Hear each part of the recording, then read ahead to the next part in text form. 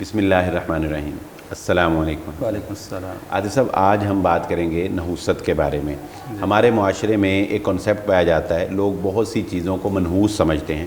کالی بلی کا گزر جانا اپنے لیے منحوس سمجھا جاتا ہے، اسی طرح سفر کے مہینے کو منحوس سمجھا جاتا ہے، اس طرح اور بہت سی چیزیں ہیں۔ تو سب سے پہلے تو ہمیں یہ بتائیں کہ کیا واقعتاً کسی چیز میں نحوست ہوتی ہے، یا یہ محض لوگوں کا وہم ہے، یا یہ محض ایک خرافات ہیں کہ نحوست جو ہے وہ خود سے ہی تصور کر لی گئی ہے؟ اور اگر نحوست نہیں ہوتی تو بسا اوقات دیکھنے میں بھی آتا ہے کہ کوئی چیز جو ہے وہ کسی انسان کے لیے بہتر ثابت نہیں بھی ہوتی، تو اس کو پھر ہم کیا نام دیں گے؟ اس کی ذرا وضاحت کریں۔ بسم اللہ الرحمن الرحیم۔ جی شکریہ بلال بھائی۔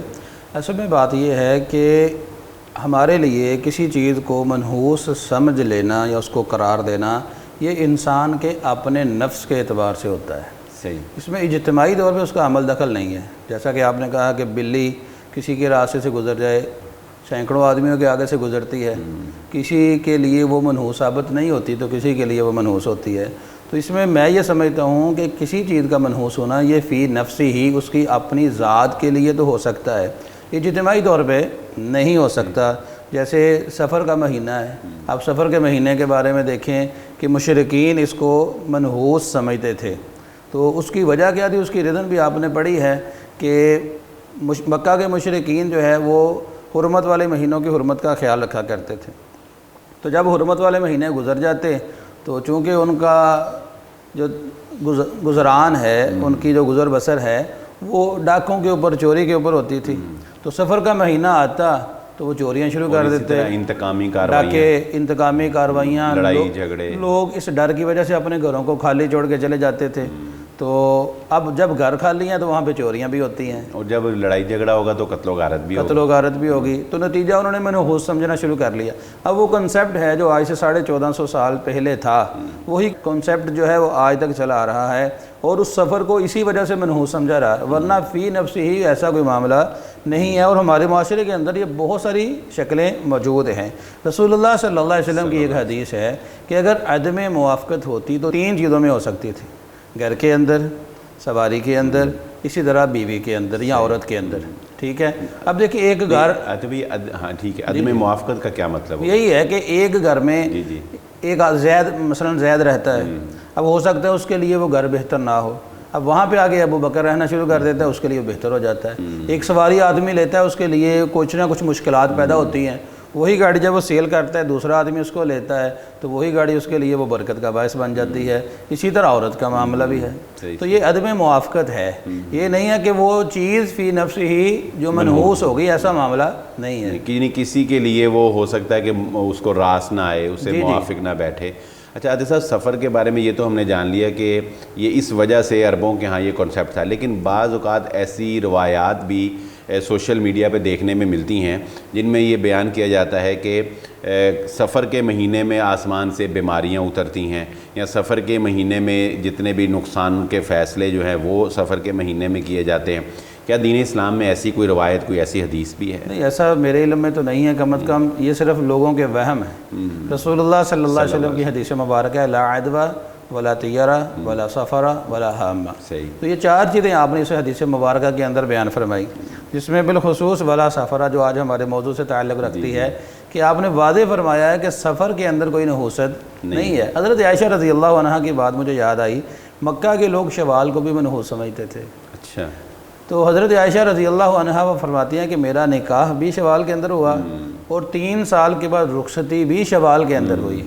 تو اگر شوال کے اندر نحوست ہوتی تو میں ہنسی خوشی زندگی بسر نہ کرتی۔ تو مطلب یہ ہے کہ یہ صرف لوگوں کے سمجھنے کی باتیں ہیں، وگرنہ آسمانوں سے بلاؤں کا اترنا، ایک آپ دیکھیں سفر میں کتنے لوگ، بہت سارے لوگ ہیں جو آج کاروبار بھی شروع نہیں کرتے۔ یہ سفر ہے، اگر شروع کیا تو برکت نہیں ہوگی۔ تو اس کے برعکس آپ دیکھیں کہ سفر کے اندر ہی کتنے لوگ کاروبار کو شروع کرتے ہیں، تو ان کے کاروبار کے اندر عروج بھی آتا ہے، برکت بھی آتی ہے۔ تو یہ فی نفسی بات پھر وہیں پہ آئے گی کہ آدمی کے اپنے نفس کے اعتبار سے، اور آدمی کے نفس کے اعتبار سے بھی میں یہ بات بلال بھائی سمجھتا ہوں، اللہ نے قرآن میں فرمایا: ظہر الفساد فی البر والبحر بما کسبت ایدی الناس۔ یہ معاشرے کے اندر جو فساد برپا ہوتا ہے یہ انسان کے اپنے ہاتھوں کی کمائی ہے، یعنی کہ انسان کے اوپر نحوست آ سکتی ہے۔ اگر انسان گناہ گار ہو، گناہوں کی وجہ سے نحوست آتی ہے. جیسے آپ دیکھیں کہ عادیوں کے اوپر، سمودیوں کے اوپر اللہ کی طرف سے عذاب آیا، لیکن وہ ان کے لیے تو منحوس ہو گیا. لیکن آپ دیکھیں کہ اس دن اللہ نے اپنے پیغمبروں کو بھی نجات عطا فرمائی. اللہ نے اپنے پیغمبروں کے متبع جو ان کے پیروکار تھے ان کو بھی اللہ نے نجات عطا فرمائی. وہی دن سیم ان کے لیے منحوس اور ان کے لیے بابرکت ہو گئے کہ ان کو ظالموں کی قوم سے نجات مل گئی. تو یہ فی نفس نہیں ہوتا. یہ تو وہی بات ہوگی کہ وہ جو ایک حکایت مشہور ہے کہ ایک بادشاہ نے شکار کے لیے نکلا تو ایک آدمی کی اس نے سامنا ہوا، سارا دن بیچارہ پھرتا رہا، شکار نہیں ملا. واپس آیا، اس نے کہا جی اس بندے کو بلاؤ، کیونکہ بندہ میرے لیے منحوس تھا. بلایا گیا بندے کو، اس کو کہا بھی تم میرے لیے منحوس تھا، تجھے دیکھ کر میں گیا اور مجھے شکار نہیں ملا. اس نے کہا اس کو پھانسی چڑھا دو. بندہ بیچارہ چلا گیا. اس نے کہا جی بادشاہ سلامت ایک آخری خواہش ہے، مجھ سے ایک بات سن لیں، اس کے بعد آپ کو جو فیصلہ وہ میں بادشاہ کا فیصلہ تھا. تو اس نے بادشاہ کو کہا کہ بادشاہ سلامت دیکھیے، آپ نے مجھے دیکھا تو آپ کو شکار نہیں ملا، میں منحوس ہو گیا. تو میں نے تو آپ کو دیکھا اور مجھے تو پھانسی لگنے لگی، تو آپ پھر میرے لیے منحوس ہوئے. تو اس نے کہا مرنا تو ہے ہی ہے، بادشاہ کو بات کہہ ہی جائے. تو بہرحال بادشاہ کو پھر بات سمجھ آ گئی اور اس نے اس کی آرڈر جو ہے وہ کینسل کر دیے. تو یہ بات آپ کی درست ہے کہ کوئی چیز کسی وجہ سے اگر کسی انسان کو نقصان پہنچا دیتی ہے تو اس کا مطلب یہ نہیں ہوتا کہ وہ منحوس ہو گئی ہے. وہ اس کے کچھ نقصان ہونے کی کوئی اور ریزنز ہو سکتی ہیں، اس کے گناہ ہو سکتے ہیں، یا اللہ رب العزت بسا اوقات آزمائش ہو سکتی ہے. اللہ تعالیٰ اس سے بہتر جو ہے وہ اس کو دینا چاہتے ہیں، یا وہ اس کے لیے اس وقت بہتر نہیں ہوتی وہ چیز، تو اللہ تعالیٰ اس سے وہ چیز لے لیتے ہیں. بہت سی حکمتیں جو ہے وہ اس کے اندر. اچھا جیسا بات کو لے کے آگے چلتے ہیں. سفر کے مہینے کے اندر شادی نہ کرنا یا اس سے متصل محرم الحرام کا مہینہ، اسے منحوس تو نہیں لوگ سمجھتے، لیکن اسے ایک شہادت کی وجہ سے تو شادی نہ کرنے کا جو کنسیپٹ ہے، اور یہ صرف یہاں تک محدود نہیں ہے. عاطف صاحب آپ نے محسوس کیا ہوگا کہ بعض لوگ جو ہے وہ منگل کے دن کو منحوس سمجھتے ہیں، شادی نہیں کرتے. بس اوقات لوگ بدھ والے دن کوئی نئی چیز نہیں خریدتے. اسی طرح اور بہت سے ایسے کانسیپٹ ہیں کہ جو لوگ جو ہے وہ فلاں دن فلاں تاریخ، اور بلکہ یہاں تک بھی میرے سامنے ایک معاملہ آیا کہ ایک جگہ پر ایک شادی کی تاریخ رکھنے کا فیصلہ تھا، تو انہوں نے کہا کہ ہم نے چاند کے چڑھتی تاریخوں میں ڈیٹ رکھنی ہے، ڈھلتے چاند کی تاریخ میں ہم نے جو ہے وہ ڈیٹ نہیں رکھنی. یعنی یہ بھی لوگوں کا کنسیپٹ ہے. تو اس بارے میں بتائیں کہ یہ کیا چکر ہے؟ میں بلال بھائی وہی بات آپ کو کہتا ہوں، یہ صرف لوگوں کی بنائی ہوئی باتیں ہیں. شریعت کے اندر تو اس کا کوئی عمل دخل نہیں ہے. جیسے منگل بدھ کی بات آپ نے بتلائی، بدھ کے بارے میں صحیح حدیث رسول اللہ صلی اللہ علیہ وسلم کی موجود ہے کہ ظہر اور عصر کے درمیان اللہ تبارک و تعالیٰ دعا قبول کرتے ہیں. جی بلال بھائی آپ نے جیسا کہا ویسے ہی ہے، لیکن آپ دیکھیں کہ آپ نے منگل اور بدھ کا تذکرہ فرمایا، تو بدھ والے دن دیکھیں آپ رسول اللہ صلی اللہ علیہ وسلم دعا کرتے تھے، آپ کی دعا قبول ہوئی. آپ نے پہلے 3 دن دعا کی، صحابی نے دیکھا تو بدھ والے دن آپ کی دعا قبول ہو گئی. تو اسی طرح اس صحابی نے بھی دعا کی بدھ والے دن، اللہ نے اس کی دعا کو بھی قبول فرما لیا. تو اب یہ دیکھیں کہ ایک طرف اللہ تبارک و تعالیٰ دعاؤں کو قبول فرماتے ہیں، اور ایک طرف ہم کہتے ہیں جی اس دن کے اندر نحوست ہوتی ہے.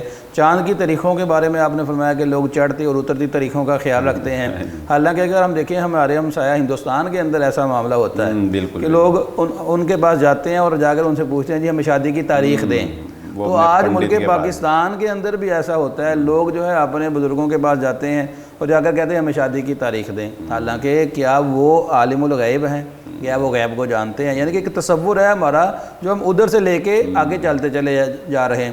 اسی طرح چاند کی تاریخوں کے حوالے سے 3 13 23 8 18 28 اس کا کنسیپٹ موجود ہے کہ 3 13 23 کو ہم نے بچی کو رخصت کرنا نہیں ہے، 8 18 28 کو ہمیں اپنی بہو کو لے کے آنا نہیں ہے. تو یہ تصور جو ہے شریعت کے اندر تو موجود نہیں ہے. یہ میرا خیال ہے آپ کی اس بات سے میں یہ سمجھاؤں کہ یہ ہندوانہ کلچر کی وجہ سے شاید یہ چیزیں ہمارے کیونکہ ہم ان کے ساتھ رہے ہیں تو وہی ہم رسوم و رواج اپنے ساتھ لے کے چلتے چلے جا رہے ہیں. اور عاطف صاحب یہ میں آپ کو بعد میں ذرا اضافہ کر دوں کہ یورپ بھی اس سے محفوظ نہیں ہے. ادھر بھی بہت سی چیزوں کو منحوس سمجھا جاتا ہے، حالانکہ وہ بڑا ایک ترقی یافتہ اپنے آپ کو بڑے ویل مینرز ایجوکیٹڈ جو ہے وہ تصور کرتے ہیں، لیکن وہاں پہ بھی مثلا 13 کے ہندسے کو وہ لوگ منحوس سمجھتے ہیں. اب وہ جب بلڈنگ بناتے ہیں تو اس میں وہ 13 فلور جو ہے اس کو نکال دیتے ہیں، نمبر نہیں رکھتے، حالانکہ وہ ہوتا تو وہ 13 ہی ہیں، لیکن وہ اس کو جو ہے وہ گنتی میں 12 سے 14 سے وہ 14 کر دیتے ہیں. یہ انسانوں کے خود بنائے ہوئے کانسیپٹس ہیں، لیکن اسلام ہمیں نفع نقصان کے بارے میں کیا کہتا ہے کہ کیا ان چیزوں کی وجہ سے نقصان ہو سکتا ہے انسان کا، یا یہ چیزیں انسان کو نقصان سے دوچار کر سکتی ہیں، یا نقصان کا مالک یا نقصان کا اصل اختیار جو ہے وہ کس کے پاس ہے؟ دیکھیں بلال بھائی، اس سلسلے میں تو قرآن مجید کی تعلیمات بالکل واضح ہیں۔ اللہ تعالیٰ نے ہمیں قرآن پڑھنے کے لیے، سمجھنے کے لیے دیا ہے، تو قرآن کو جب پڑھتے ہیں تو اللہ تبارک و تعالیٰ یہ بات ارشاد فرماتے ہیں قُلْ لَا أَمْلِكُ لِنَفْسِي نَفْعًا وَلَا ضَرًّا إِلَّا مَا شَاءَ اللَّهُ، کہ پیارے پیغمبر آپ کہہ دیجئے کہ میں اپنی جان کے لیے بھی نفع نقصان کا مالک نہیں ہوں، ہاں اللہ جو چاہے۔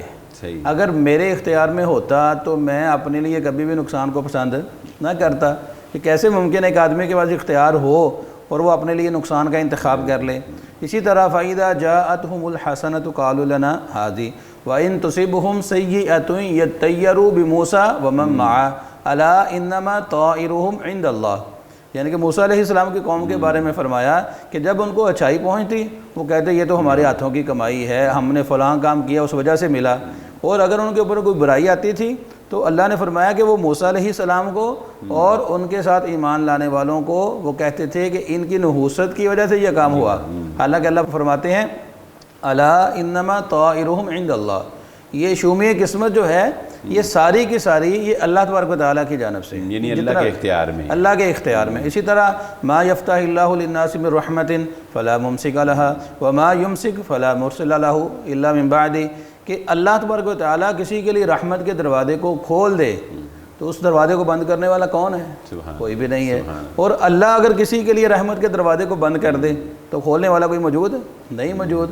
رسول اللہ صلی اللہ علیہ وسلم نے کیا سکھلایا؟ نماز کے بعد پڑھتے ہیں اللہم لا مانع لما اعطیت ولا معطی لما منعت ولا ينفع ذا الجد منک الجد، جس کو اللہ دینے پہ آ جائے اس کو روکنے والا کوئی نہیں، جس کو اللہ روکنے پہ چلائے اس کو دینے والا کوئی نہیں۔ ہر قسم کا نفع اور نقصان اس کا مالک تو اللہ ہے، یہ تو عقیدہ بالکل واضح ہے۔ لیکن عاطف بھائی چلیے یہ بات تو سمجھ آ گئی، لیکن آج بھی ہمارے معاشرے میں ایسے لوگ پائے جاتے ہیں کہ جب وہ فائدہ ہوتا ہے تو وہ کہتے ہیں کہ یہ میرا کمال ہے، دیکھا میں نے کتنا اچھا فیصلہ کیا، دیکھا میں نے، اور جب کوئی ان کے فیصلے کی وجہ سے یا کوئی ہو جائے غلطی ہو جائے، نقصان ہو جائے، تو وہ پھر کہتے ہیں جی یہ قسمت میں ہی ایسے لکھا تھا، یہ ہونا ہی ایسے تھا، یا یہ اس میں یہ کیا یہ کانسیپٹ درست ہے؟ نہیں، اس میں ہم نے شروع میں یہ باتیں اپنے ناظرین کے گوش گزار کی ہیں کہ یہ انسان کے لیے یا تو آزمائش ہوتی ہے، صحیح، یا پھر انسان کے گناہوں کی کمائی ہوتی ہے۔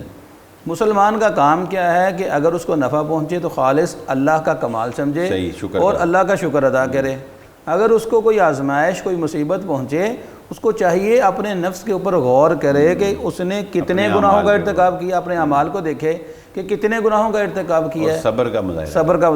تو مومن کے لیے معاملہ ہر وقت جو ہے وہ بہتر ہی ہے، نعمت ملتی ہے شکر ادا کرتا ہے، مصیبت پہنچتی ہے صبر کرتا ہے، تو دونوں حالتوں میں مومن کے لیے تو فائدہ ہی فائدہ ہے۔ چلیں منحوست سے بات چلی ہے تو ایک دو باتیں اور بھی اس میں ہم کلیئر کر لیتے ہیں۔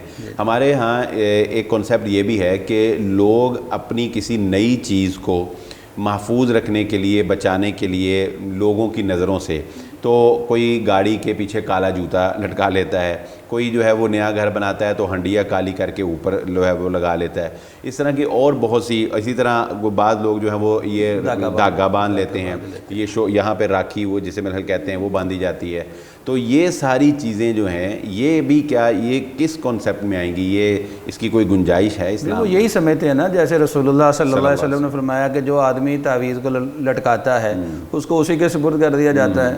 تو اگر آدمی یہ سمجھتا ہے کہ یہ جوتی مجھے بچانے پہ قادر ہے، گاڑی کا ایکسیڈنٹ نہیں ہوگا، تو کتنی گاڑیوں کے ایکسیڈنٹ ہم نے دیکھے ہیں کہ جہاں پہ جوتی لٹکی ہوئی تھی، ٹھیک ہے۔ اسی طرح گھروں کے اوپر ہنڈیا کو الٹا لٹکا دیا جاتا ہے، تو کیا وہ گھر جو ہے وہاں پہ آفتیں نہیں آتی، اللہ کی طرف سے آزمائشیں نہیں آتی؟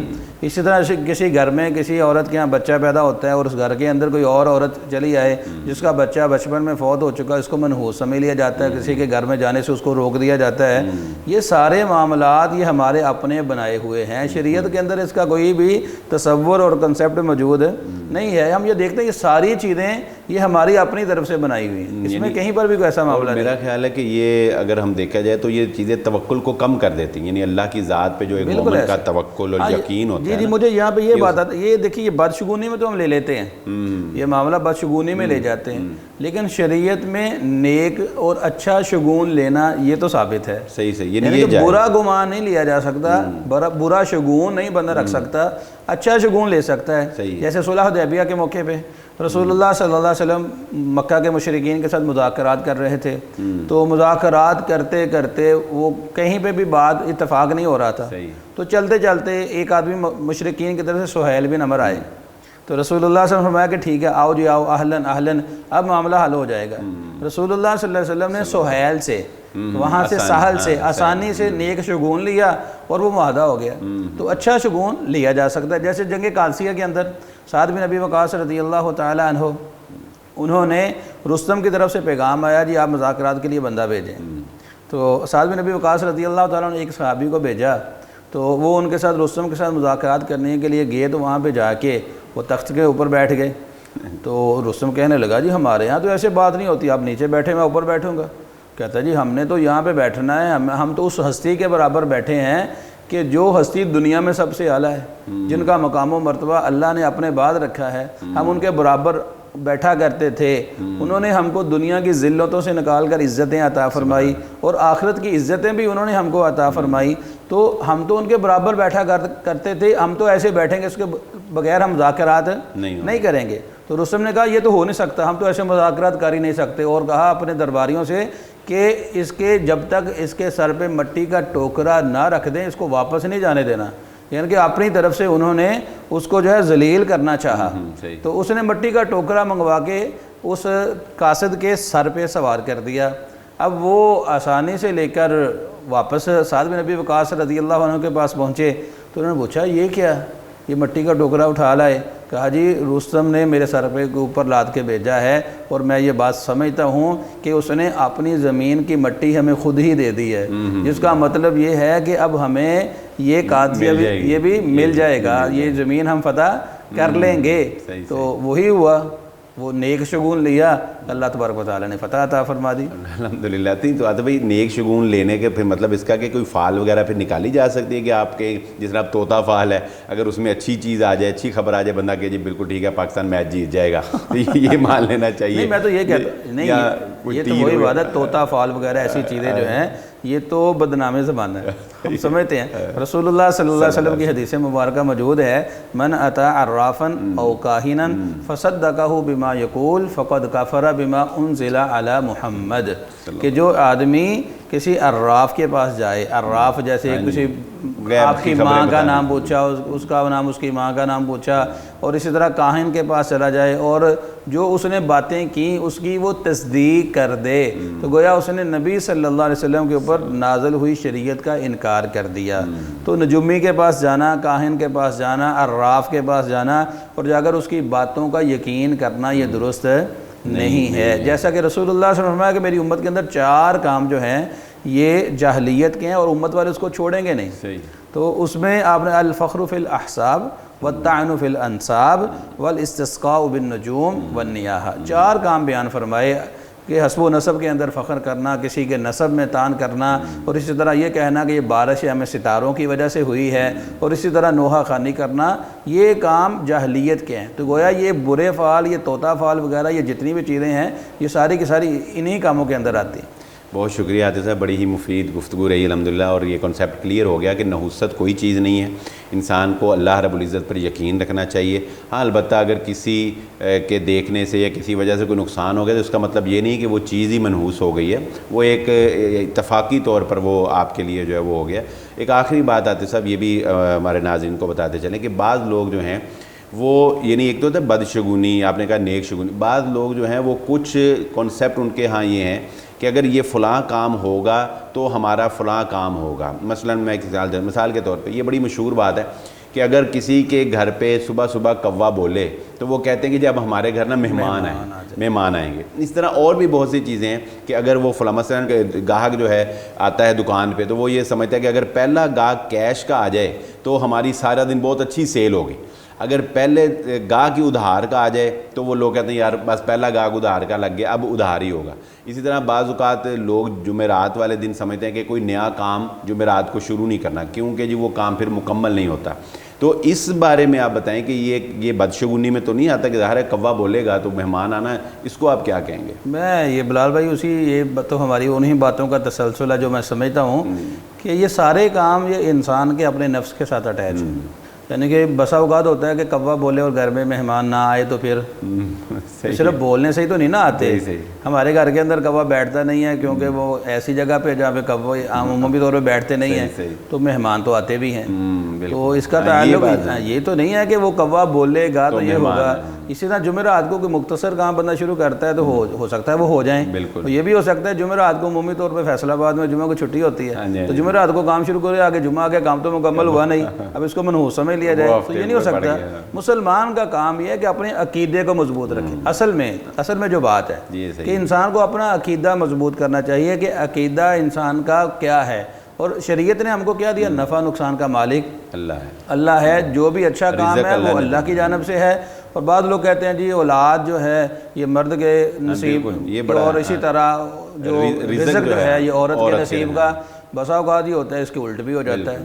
تو یہ شادی کے بعد یہ جملہ جو ہے یہ بڑی تکلیف کا باعث بنتا ہے بسا اوقات، کہ اگر کوئی خدا نہ خواستہ معاملہ اس کے مطلب ڈاؤن جانا شروع کر دے تو وہ عورت بیچاری جو ہے اس کو نبی پاک صلی اللہ علیہ وسلم کی اولاد کے بارے میں دیکھیں تو آپ صلی اللہ علیہ وسلم کے حضرت خدیجہ الکبریٰ رضی اللہ عنہا کے علاوہ کسی اور بیوی کے بدن سے اولاد تھی ہی نہیں، تو لیکن کسی کو اللہ کے نبی صلی اللہ علیہ وسلم یہ نہیں کسی کو بھی نہیں کہا۔ حالانکہ حضرت عائشہ رضی اللہ عنہا کے ساتھ کتنی محبت تھی، آپ کی ازواج دیگر ازواج کے ساتھ محبت کیسی تھی، گھر کے کام کاج کیا کرتے تھے، تو کیسا معاملہ تھا۔ یعنی کہ یہ باتیں صرف زبان سے عام ہیں۔ مسلمان کا کام اللہ کی ذات پہ توکل اور بھروسہ رکھنا۔ رسول اللہ صلی اللہ علیہ وسلم ایک مرتبہ صحابہ کرام کے درمیان تشریف فرما تھے، تو آپ صلی اللہ علیہ وسلم نے صحابہ کرام کو فرمایا کہ کل قیامت کا دن ہوگا، اللہ تبارک و تعالیٰ انبیاء کو بلائیں گے، کسی کے ساتھ چند افراد ہوں گے، کسی کے ساتھ جو ہے وہ ایک دو ہوں گے، کسی کے ساتھ کوئی بھی نہیں ہوگا۔ تو اچانک میں دیکھوں گا ایک طرف سے بڑا لشکر آ رہا ہوگا، میں کہوں گا اللہ یہ میرے ساتھی ہیں، تو فرمایا جائے گا نہیں بلکہ آپ دائیں دیکھیں گے بہت بڑا لشکر آ رہا ہے، پھر مجھے کہا جائے گا بائیں دیکھیں، میں بائیں دیکھوں گا تو وہاں پہ بہت سارا لشکر آ رہا ہے، تو اللہ فرمائیں گے یہ آپ کے امتی ہیں جن کو اللہ جنت میں داخل فرمائیں گے۔ اور اللہ نے فرمایا کہ آپ کے ان امتیوں کے اندر 70,000 افراد ایسے ہوں گے کہ جن کو اللہ بغیر حساب کتاب کے جنت میں داخل کر دیں گے۔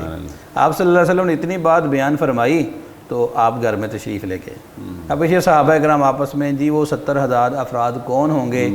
کسی نے کہا جی وہ رسول اللہ صلی اللہ علیہ وسلم کے صحابی ہوں گے، کسی نے کہا جی نہیں جی وہ لوگ ہوں گے جو پیدا بھی مسلمان ہوئے اور ایمان کی حالت میں دنیا سے گئے، کسی نے کہا نہیں وہ ایسے آدمی ہوں گے جنہوں نے زندگی بھر کبھی شرک نہیں کیا ہوگا۔ مختلف باتیں کر رہے تھے، تو رسول اللہ صلی اللہ علیہ وسلم تشریف لے آئے، تو پوچھا کہ کس بارے میں بحث کر رہے ہو، باتیں کر رہے ہو؟ تو صحابہ کرام نے فرمایا کہ ہم تو یہ ڈسکشن کر رہے ہیں۔ تو معلوم ہوا کہ صحابہ کرام بھی ڈسکشن کیا کرتے تھے۔ تو رسول اللہ صلی اللہ علیہ وسلم نے فرمایا کہ نہیں ایسی بات نہیں ہے، بلکہ یہ 70,000 افراد وہ ہوں گے جن کے اندر یہ 4 جو ہے وہ اوصاف پائے جائیں گے، جن میں فرمایا کہ ہم الذین لا یسترقون ولا یتطیرون ولا یکتوون وعلی ربہم یتوکلون، کہ ان میں آپ نے فرمایا کہ وہ دم طلب نہیں کرتے ہوں گے، وہ لوگ بدشگونی نہیں لیتے ہوں گے، اسی طرح وہ لوگ آگ سے اپنے جسم کو داغ نہیں لگواتے ہوں گے، اور آخری بات وعلی ربہم یتوکلون، جو سب سے اہم بات ہے کہ وہ اللہ کی ذات پہ توکل کرنے والے، بھروسہ کرنے والے ہوں گے۔ تو یہ وہ خوش نصیب، تو حضرت عکاشہ بن محصن رضی اللہ عنہ کھڑے ہو کے کہتے ہیں اللہ کے پیارے پیغمبر آپ دعا کر دیں کہ اللہ مجھے ان 70,000 افراد میں شامل کر دے۔ آپ نے فرمایا کہ ٹھیک ہے بھئی عکاشہ تم ان 70,000 افراد کے اندر ہو۔ پھر ایک اور صحابی کھڑے ہو اللہ کے پیارے پیغمبر میرے لیے بھی دعا کر دیں۔ آپ فرمایا نہیں سابقہ کا بہا عکاشہ وہ سبقت لے گیا ہے۔ تو لہذا یہ 70,000 افراد، اور ایک حدیث میں آتا ہے ہر 1000 کے ساتھ 70,000 افراد کو اللہ جنت میں بغیر حساب کے داخل فرمائیں گے۔ تو ان کے اندر یہ جو خوبیاں ہوں گی، یہ اوصاف ہوں گے کہ جو اپنے رب کی ذات پہ توکل اور بھروسہ کرنے والے ہیں۔ تو اصل میں یہ بات ہے کہ اللہ کی ذات پہ توکل اور بھروسہ ہو تو پھر انسان ہر چیز جو ہے وہ اپنے خالق اور مالک کی طرف اس کو لوٹاتا ہے۔ جب توکل کمزور ہوتا ہے پھر انسان اس طرف جاتا ہے، ستاروں کی طرف، بدشگونی کی طرف اور فال وغیرہ کی طرف۔ بہت شکریہ عاطف صاحب، بہت ہی مفید گفتگو رہی۔ اللہ تعالیٰ آپ کو جزائے خیر عطا فرمائے اور اللہ تعالیٰ ہمیں بھی ان 70,000 لوگوں میں شامل فرما دے۔